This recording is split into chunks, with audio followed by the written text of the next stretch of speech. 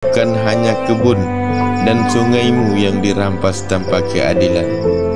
Pusaramu sekarang hilang tak berbekas, tulang belulangmu dipisahkan dari pemakamanmu. Di mana keturunanmu yang beradab dan beradat itu, yang dulu engkau didik dan ditunjuk ajarkan? Seharusnya mereka sekarang bersuara lantang demi menjaga marwahmu. Seharusnya mereka terasa menggenggam bara melihat kehormatanmu diinjak-injak dan dipermainkan. Di mana keturunanmu yang katanya disegani dan dihormati? Seharusnya mereka berteriak melihat pusaramu disamakan dengan tumpukan janjangan kosong yang tak ada nilainya. Air mata jatuh membasahi gundukan tanah pusara tersebut. Sungguh pedih tak terkatakan.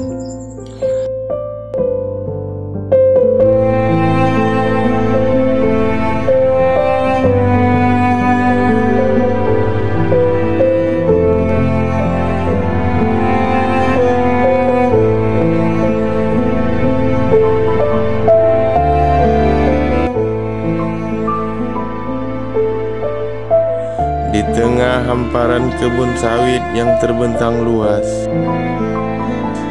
sekelompok pemakaman terabaikan, menjadi saksi bisu dari kehancuran zaman.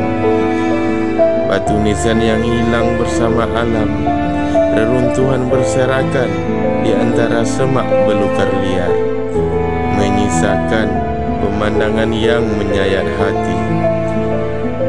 Tanah pemakaman diinjak-injak, dibiarkan tak beridentitas, seolah-olah makam itu tak berhak atas kehormatan.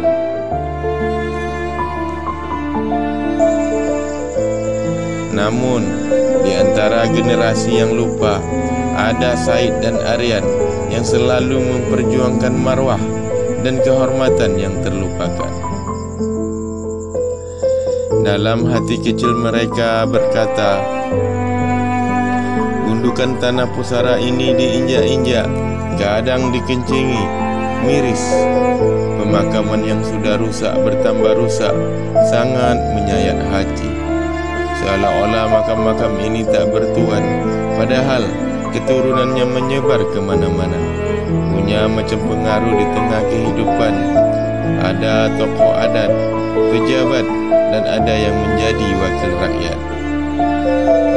Tapi melihat keberadaanmu sekarang, seolah engkau dahulunya hidup sendirian, sehingga banyak keturunanmu yang tidak mempunyai beban moral untuk memperjuangkan kehormatanmu.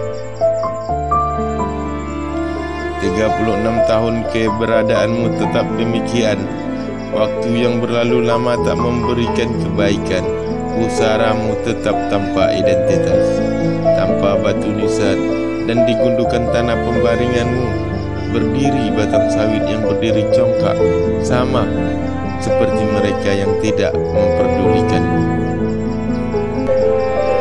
Haruskah engkau datang dalam mimpi mereka untuk berkeluh kesah tentang keberadaanmu, tentang kehormatanmu yang diinjak-injak? Atau haruskah engkau bangkit untuk mengajarkan kembali tunjuk ajar tentang etika dan moral sebagai suatu pegangan hidup yang mempunyai beribu makna? Tapi yang terjadi di gundukan tanah pusaramu sekarang adalah suatu gambaran, sebuah cerita usang dalam keheningan yang suram dan tak berkesudahan. Berpuluh tahun silam melakukan perjuangan panjang, para tetua kampung hidup rukun dan damai di pinggiran hutan dan sungai yang menjadi tempat untuk menghidupi anak serta keturunannya. Sungai tempat mencari ikan untuk dijadikan bahan makanan, pinggiran hutan dijadikan perkebunan demi mengenang anak serta keturunannya yang semakin hari semakin berkembang. Tahun 1987 terjadi malapetaka yang menghancurkan harapan dan keinginanmu. Kebun yang sudah menghasilkan yang semulanya untuk diwariskan ke anak serta keturunanmu hancur lebur, porak-poranda karena keserakan perusahaan dan para penjilatnya. Sungai yang dulu dijaga sekarang dirusak untuk kepentingan bisnis. Muaranya dirubah sesuka hati, lingkungannya dibabat demi areal perkebunan. Bahkan yang lebih mirisnya, bukan hanya kebun dan sungaimu yang dirampas tanpa keadilan. Pusaramu sekarang hilang tak berbekas, tulang belulangmu dipisahkan dari pemakamanmu. Pusara ditanami sawit yang tumbuh subur tanpa peduli dengan keberadaan tempat tanah pembaringanmu. Di mana keturunanmu yang beradab dan beradat itu, yang dulu engkau didik dan ditunjuk ajarkan? Seharusnya mereka sekarang bersuara lantang demi menjaga marwahmu. Seharusnya mereka terasa menggenggam bara melihat kehormatanmu diinjak-injak dan dipermainkan.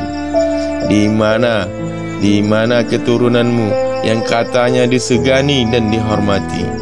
Seharusnya mereka berteriak melihat pusaramu disamakan dengan tumpukan janjangan kosong yang tak ada nilainya.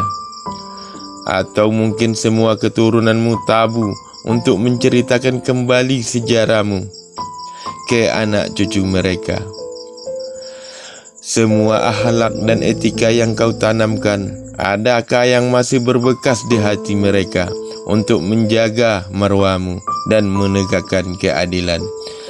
Di mana mereka sekarang? Kemana tanggung jawabnya? Atau mungkin mereka sengaja menyembunyikan fakta-fakta yang terpendam di balik kehampaan gundukan tanah pusaramu?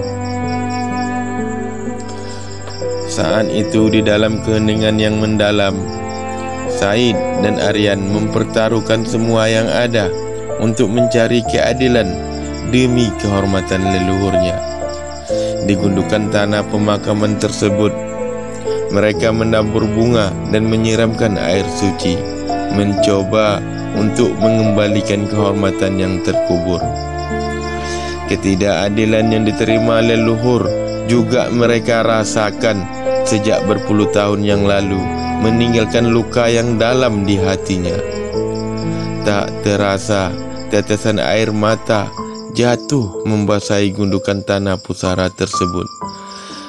Pedih, sungguh pedih tak terkatakan. Namun di balik kepedihan tersebut ada kekuatan dan keberanian yang tak tergoyahkan, yang membawa cahaya di tengah-tengah kegelapan yang menyelimuti gundukan tanah pusara yang dilupakan tersebut. Di antara pusara tanpa batu nisan dan keheningan itu, terdapat harapan akan masa depan yang lebih baik. Kehormatan leluhur akan terus dijaga dan dihormati oleh semua pihak, oleh semua generasi, baik generasi sekarang maupun generasi yang akan datang. Misteri apa sebenarnya yang terjadi di gundukan tanah pusara tersebut? Bagaimana kelanjutan proses hukum Said dan Aryan? Dan rintangan apa lagi yang akan mereka terima? Nantikan selanjutnya di part 5.